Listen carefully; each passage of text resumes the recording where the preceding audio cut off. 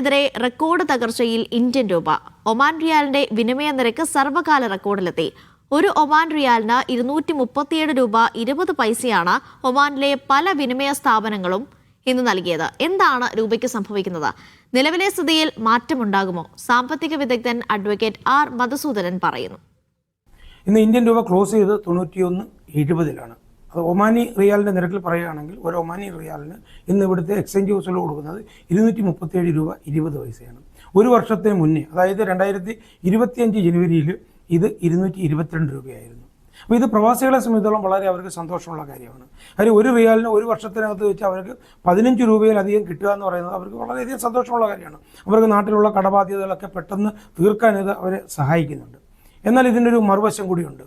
പല പ്രവാസികളുടെയും അല്ലെങ്കിൽ ഇന്ത്യക്കാരുടെയും മക്കളൊക്കെ വിദേശത്ത് പഠിക്കുന്നുണ്ട്. അപ്പോൾ അവരുടെ എഡ്യൂക്കേഷനൊക്കെ ഇനിയിപ്പം ചിലവ് കയറും. അതുപോലെ തന്നെ വിദേശത്തേക്കുള്ള യാത്രകൾ, ടൂറിസം, വിദേശ ആശുപത്രി ചിലവുകൾ ഇതൊക്കെ ഗണ്യമായ രീതിയിൽ വർദ്ധിക്കും എന്നുള്ള കാര്യത്തിൽ സംശയമില്ല.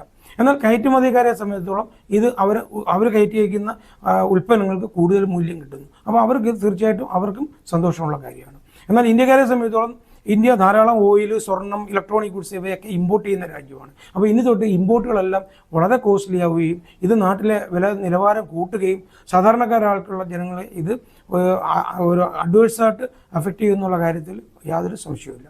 ഈ രൂപ ഇങ്ങനെ ഇടിയാനുള്ള പ്രധാന കാരണം എന്ന് പറയുന്നത്, പെട്ടെന്നുണ്ടായ കാരണം എന്ന് പറയുന്നത് ഗ്രീൻലാൻഡിൽ ഉണ്ടായിട്ടുള്ള ഈ അടുത്ത സമയത്തിനുണ്ടായിട്ടുള്ള അമേരിക്കൻ ഇടപെടലിനെ തുടർന്നുണ്ടായിട്ടുള്ള പ്രശ്നങ്ങളാണ്. ഇത് അന്താരാഷ്ട്ര തലത്തിൽ ആൾക്കാർക്ക് ഒരുപാട് ബുദ്ധിമുട്ടുകൾ ഉണ്ടാക്കുകയും ഇൻവെസ്റ്റേഴ്സ് അവർ കുറച്ചുകൂടെ റിസ്ക് അവേഴ്സ് ആവുകയും പല ഇൻവെസ്റ്റ്മെൻറ്റുകളും അവർ ഗോൾഡിലേക്ക് മാറ്റുകയും ചെയ്തു. അതുകൊണ്ടാണ് കഴിഞ്ഞ കുറേ ദിവസമായിട്ട് ഗോൾഡിൻ്റെ വില ക്രമാതീതമായിട്ട് കൂടിയിട്ടുണ്ട്.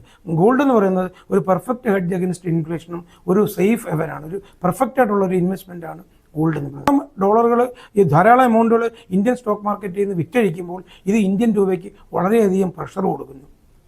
രൂപ വളരെയധികം സമ്മർദ്ദത്തിലാവുന്നു. അപ്പോൾ ഇങ്ങനെ സമ്മർദ്ദത്തിലാവുന്ന സമയത്ത് സാധാരണഗതിയിൽ റിസർവ് ബാങ്ക് ഓഫ് ഇന്ത്യ മാർക്കറ്റിൽ ഇറങ്ങുകയും ധാരാളം ഡോളർ വിറ്റഴിച്ച് ഈ വരുന്ന ഡിമാൻഡിനെ മാനേജ് ചെയ്യുകയും ചെയ്യുന്നു. പക്ഷേ ഇപ്രാവശ്യം റിസർവ് ബാങ്ക് ഓഫ് ഇന്ത്യ വളരെ കാര്യമായിട്ട് മാർക്കറ്റിൽ ഇൻ്റർവീൻ ചെയ്തില്ല. ഇതുകൊണ്ടാണ് ഈ പെട്ടെന്ന് കഴിഞ്ഞ കുറേ ദിവസങ്ങളായിട്ട് ഇന്ത്യൻ രൂപ ഇങ്ങനെ ഡിപ്രീഷിയേറ്റ് ചെയ്തുകൊണ്ടിരിക്കുന്നത്. ഇന്ത്യൻ രൂപയുടെ സംബന്ധിച്ചോളം ഈ വീക്ക്നെസ് ഒരു 1-2 മാസം കൂടെ ഒക്കെ കണ്ടിന്യൂ ചെയ്യാനാണ് സാധ്യത. 2 കാര്യങ്ങൾ ഇന്ത്യൻ രൂപയുടെ മൂല്യത്തെ സംബന്ധിച്ചുള്ള ദിശാബോധം നമുക്ക് തരും. ഒന്ന്, റിസർവ് ബാങ്ക് എത്രത്തോളം ഈ മാർക്കറ്റിൽ ശക്തമായി ഇടപെടുന്നു എന്നുള്ളതാണ്. രണ്ടാമത്തത്, ഈ ഫെബ്രുവരി മാസം 1-ാം തീയതി വരുന്ന കേന്ദ്ര ബഡ്ജറ്റാണ്. അപ്പോൾ ഇത് രണ്ടും, കേന്ദ്ര ബഡ്ജറ്റിൽ ഉള്ള നിർദ്ദേശങ്ങളൊക്കെ ഈ ഇന്ത്യൻ രൂപയുടെ ഒരു മൂല്യത്തിന് മൂല്യം നിശ്ചയിക്കുന്നതിലൊരു കാര്യമാണ്.